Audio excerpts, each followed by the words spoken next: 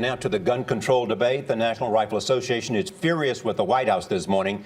NRA officials met with Vice President Joe Biden's gun control task force yesterday, and they say no one wanted to listen to them.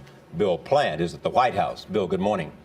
Morning, Charlie. Well, the Vice President's task force until now has been hearing from people who want more gun controls. And yesterday it reached out to gun owners and to the National Rifle Association, which did not like what it heard.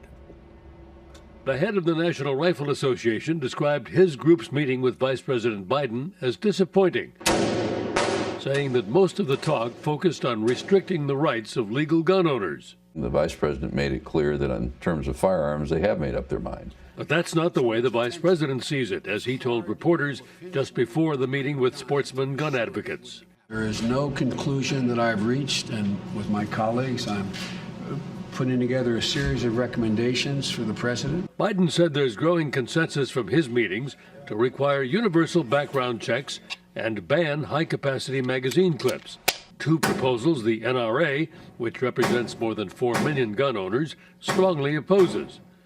The Biden meetings weren't the only ones on Thursday. Several large retailers who sell guns, including Walmart and Dick's Sporting Goods, met with Attorney General Eric Holder, part of Mr. Biden's task force to develop a plan to curb gun violence. Dick's suspended the sale of semi-automatic rifles following the Newtown shooting in December. Just remember everything that I showed you, everything that I taught you, all right?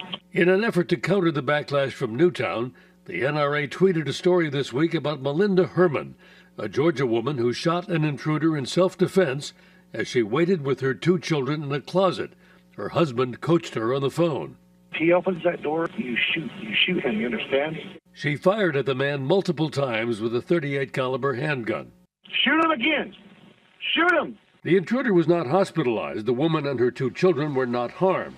The NRA accuses the White House of targeting people like the Hermans. The group says it will now turn to Congress to fight every item of the president's agenda. We said before the election that if Barack Obama were reelected, that he was going to, during his second term, go after our Second Amendment rights. The Newtown tragedy gave him an opportunity to do that. Now, the NRA had called for armed guards in every school, and now the administration is considering a version of that. One of the ideas on the table is to make federal funds available to schools that want to hire police or install surveillance equipment. Biden has promised to send his recommendations to the president by next Tuesday.